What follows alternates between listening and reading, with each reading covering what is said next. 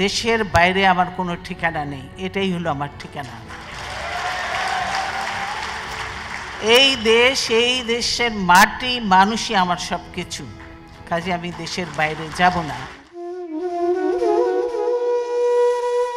দেশের প্রথম নারী প্রধানমন্ত্রী ও বিএনপির চেয়ারপারসন বেগম খালেদা জিয়ার মৃত্যুর খবরে তাৎক্ষণিকভাবে শোকের ছায়া নেমে আসে বিশ্বজুড়ে।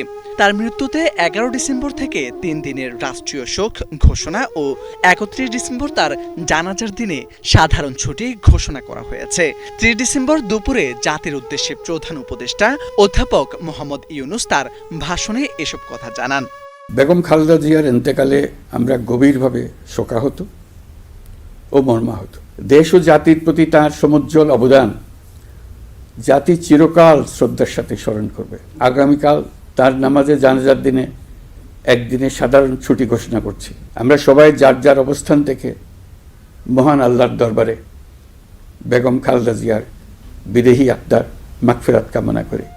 আপসীন নেত্রীর জানাজা বুধবার বাদ জোহর জাতীয় সংসদের দক্ষিণ প্লাজা ও এর সংলগ্ন মানিক মিয়া এভিনিউতে অনুষ্ঠিত হবে। তাকে তার স্বামী সাবেক রাষ্ট্রপতি জিয়াউর রহমানের পাশে দাফন করা হবে। মঙ্গলবার দুপুরে উপদেষ্টা পরিষদের বৈঠকে অংশ নেওয়ার পর বিএনপির মহাসচিব মির্জা ফখরুল ইসলাম আলমগীর খালেদা জিয়ার জানাজা ও দাফনের বিষয়ে সিদ্ধান্তের কথা জানান। দেশনেত্রীর জানাজা, তার দাফন ও অন্ত্যেষ্টিক্রিয়ার সমস্ত কাজগুলো সুষ্ঠুভাবে সম্পন্ন করার জন্য কোঅর্ডিনেট করার জন্য তারা আজকে আমাকে আমন্ত্রণ জানিয়েছিলেন ক্যাবিনেট মিটিংয়ে, সেখানে আলোচনা হয়েছে।